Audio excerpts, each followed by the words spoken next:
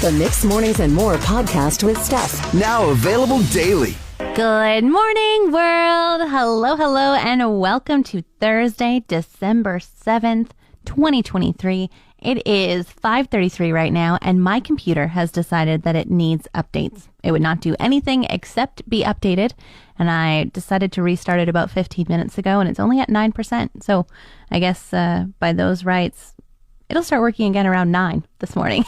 I'm sure it'll be faster. I hope it'll be faster, but we'll see. We might have an interesting morning show. I might have to do all of my chatter while staring at my phone. I won't be able to tell what the weather is. I won't be able to tell anyway. But either way, it's Thursday. Welcome to the day. I hope it's wonderful for you. Let's have some fun together. Obie is here again. Hi, my friend. Hello. Good to see you today. Now, you were texting me last night because we have been talking about the holiday radio auction for 2 weeks, and you were kind of eyeing some items. We've been chatting about them on air. Yes. How'd you do? Did you get them? Yeah, I won 3 items, and I felt pretty bad because I went out for dinner with the girls last night, but I prelude that with my wife. I'm like, some of these auction items are ending while we're eating, so I gotta, and like some of them were like bidding, so it was always like 5 more minutes. Yeah. I'm like, come on.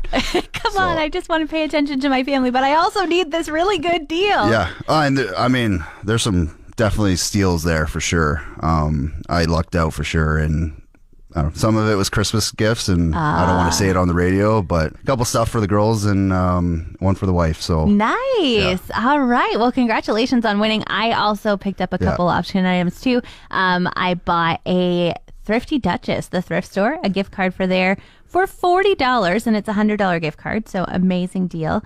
And I also got a sweet deal on Sugarberry Naturals, which is like a great artisan soap company in town. And I got that gift card for $40 for $100. So you can't lose. I feel like a bandit. I feel bad actually about the Duchess place because I think they sell yarn, and my daughter's into like crochet, and so I dropped the ball on that one. Oh man, sorry. So many items to go through and sift through, and then I ended up in like the Calgary and Saskatchewan one. I'm like, I don't think this restaurant's even in town. And I look, oh yeah, I'm totally in a different auction here. Well, so. I mean, next time you go to Calgary, you can buy it then. Yeah. Obie and I are very invested in Squid Game, The Challenge. It's a new reality show on Netflix, and it was announced yesterday that they're going to renew for season 2. And they've actually opened the casting call for it. All right. I'm online right now, filling out my profile. You getting ready? Yeah, it's only a 1-minute video. I can't, like, when I had to do a 3-minute video when I was doing the Canada's Ultimate Challenge, and that 3-minute video took me all day. Yeah. It's a lot of info you're trying to hammer in for 3 minutes. So 1 minute, I think you're just kind of talk about yourself, why, and it's pretty quick and dirty. And I can't imagine how many people apply for this. So. Well, I think that's the crazy thing. I mean, when there's $4.56 million on the table, the biggest prize ever given away in reality TV, and in the casting challenge, they say they're going to do it again. It's like, who wouldn't apply? But, however, there's lawsuits that have come out for the mistreatment of the players of the game. Oh. So you have to weigh your pros and cons, like $4.56 million, but I might have a really bad 4 weeks of my life. What kind of things were they? Because I know, I read that they're filing lawsuits for the living quarters, but... Yeah, they said that they were really treated poorly. One of the things that they said was that they were not given chapstick. Oh, no. Yes, but... That's it. Okay. Closing off what's profile. Obie, think about it. If you didn't have chapstick for 4 weeks, like, it sounds silly, but your lips are like so useful. And if you didn't feel like you could talk, or you felt like every time you smiled you were going to crack a lip, like, that would suck. But imagine how much chapstick you buy with $4.56 million. Okay, I see where you're going with this. They ended up finding an alternate solution for their chapstick, but we won't say it. Yeah, you can't, I've just learned a new term, Obie, so I want to get your guess on it. Okay. Golden Retriever Man. Golden Retrievers are known for their loyalty. They're using like search and rescue, guide dogs. So maybe it's a dude that wants to be in search and rescue, or be someone's, like, quotation marks here, guide dog, and help with the blind or so. Okay. Are they dressing in costume as a golden retriever in this scenario? To each their own. I'm not, but I would wear that sign. I'm a guide dog. Do not touch me type thing. Do not pet. Do not pet me. I mean, this is a good idea, but unfortunately, I'm sorry, it's not correct. Way off. Level up your lexicon. All right, so a golden retriever man is a new term that Gen Z are using, and it is the type of boyfriend that they want. And what they want is a boyfriend who has the attributes of a golden retriever, that, like you say, they're loyal, they're gentle, they're affectionate, eager to please, and easy to train, they say. Oh. I know, it's so bad. Roll over. Yeah, sure thing. Obie. I'm learning a new way to go about work, and it's called the 85% rule. Have you heard of this? Something similar, yeah. Yeah? Yeah. Okay. So some of the things they say that you should kind of calibrate your day by deciding how much effort you need to bring to things, because sometimes you don't need to bring 100% and you're going to burn yourself out. Yep. So maybe you could bring 85% of your effort so that it'll last longer throughout the day. Yeah, you don't need to be full energy all the time, and throughout your day you have different transitions, right? So you wake up, then you're transitioning from restful sleep to now you're starting your day.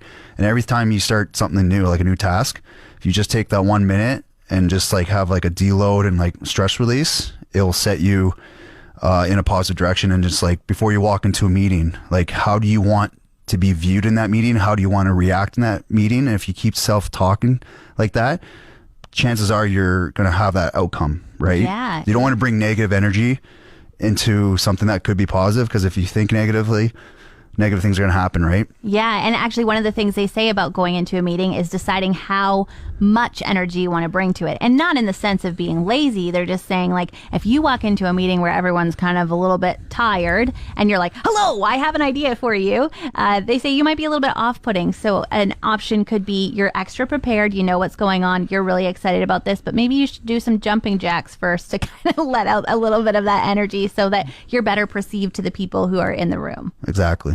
And then another thing they said is the 5-5-5 rule, which is actually what you were just kind of talking about changing tasks. And they say that you should do 55 minutes of focused work and then take 5 minutes every hour where you are unproductive, where say you maybe meditate, or maybe you take a walk around the block, or you do something that is just not work so that you can kind of recalibrate your day. So kind of an interesting tactics for the 85% rule, but they seem like they probably work. Yeah, and you can like journal, at the end of the day or during the day of like something positive that happened, and then you can self-reflect at night, and like you can relive those moments of gratitude and joyful experiences, and then that'll just, it'll just create a positive life. And it's something that I'm learning to start doing, and it works. And it sounds like, meditation, it works. And you can be skeptical, but until you try it, you're missing out. Okay, good to know. I might have to try it. I don't know if I have the discipline, but that's negative self-talk.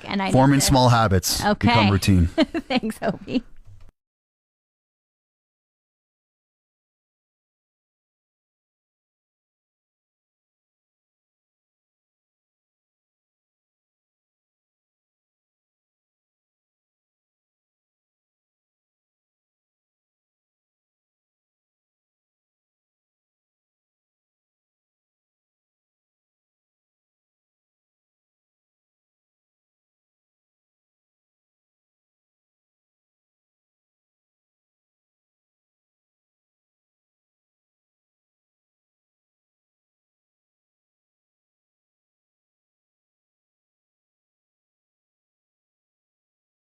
#23andMe, the Ancestry DNA kits, that company had a data breach.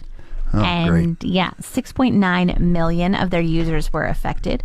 14,000 of them, fully, had used their email and password for a different website, had their username and password stolen from that, and the hackers were able to log in, get all their data, and then from there find the rest of the data for these 6.9 million users. What do you think, eh? So you always using the same password for every website, right? That's a lot of passwords to remember, so I could see that happening, but yeah, it's not good. That's a breach of, obviously, your personal life. And well, see, I'm guilty of using the same password for things, but I do feel like for something as important and unique to yourself as your DNA, it seems like you might be a little bit more careful with which password you're going to use. Yeah, with DNA, there's obviously things you can use against the individual, knowing what their genetics are like and what they might be predisposed to for illnesses or diseases. So yeah, insurance companies could use that for sure. Now, if you, as somebody in the wild who could potentially pay $150 and take one of these DNA kits and then have all the information, would you do it? Yeah, it's always good to see what, my genetics are. Lineage would be nice to see, like, how far my family tree extends, right? But there's also the downside of that.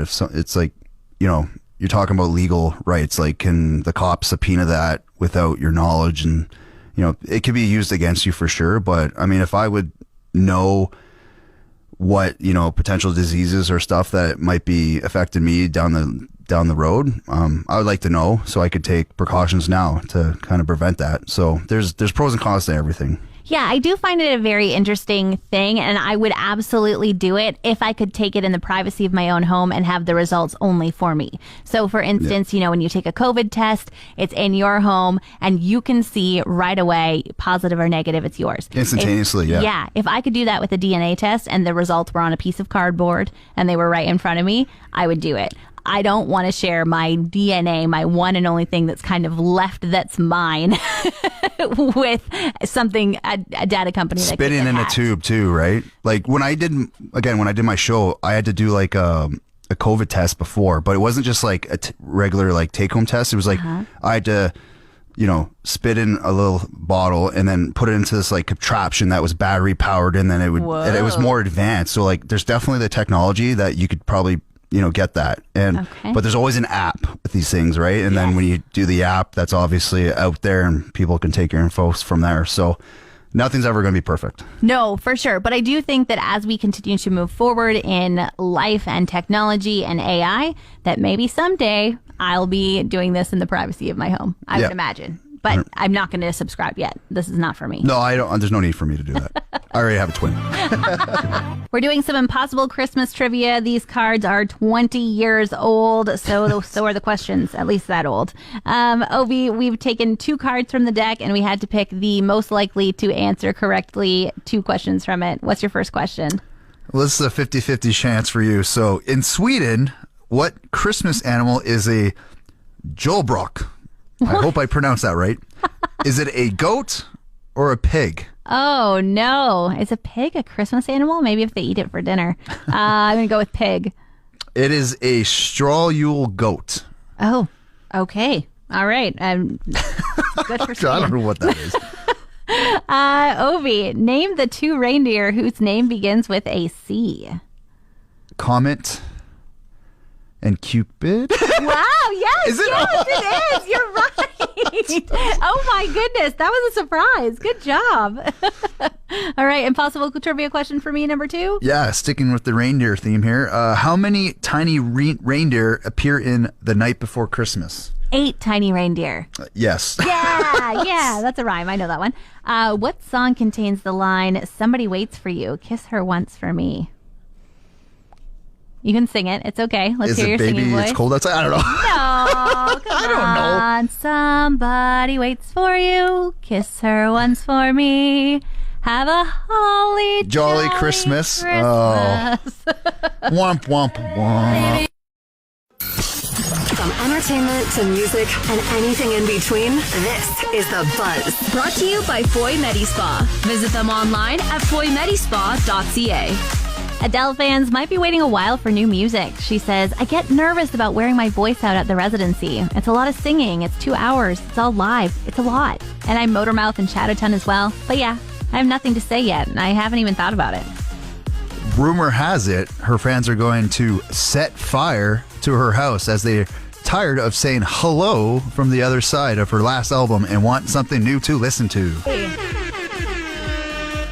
And Detroit's Jingle Ball was the opposite of a crowd pleaser. They announced Taylor Swift as the performer for the evening, but then brought out an impersonator who goes by Trailer Swift. This is a beautiful stunt pulled by Taylor Swift as she wants probably 10 more of Travis's games, so now she's getting a fill-in for her. Want more of today's show? Download the Mixed Mornings and More podcast. Now available every weekday.